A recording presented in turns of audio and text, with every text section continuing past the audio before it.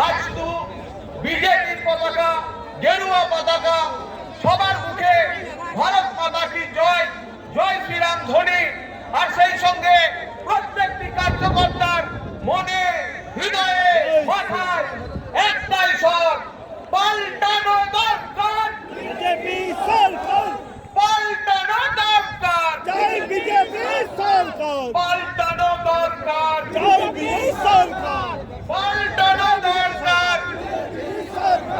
ভারত মাতা কি নবান্ন যেন কেঁপে ওঠে, ভূমিকম্প হয় যেন কলকাতায়। ভারত মাতা কি, ভারত মাতা কি। এরপর আপনাদের সামনে ভাষণ দেবেন। আজকে ব্রিগেডের এই ঐতিহাসিক সম্মেলন প্রমাণ করে দিচ্ছে বাংলায় 2026-এ আগত ভারতীয় জনতা পার্টির সরকার প্রতিষ্ঠা লাভ করছে।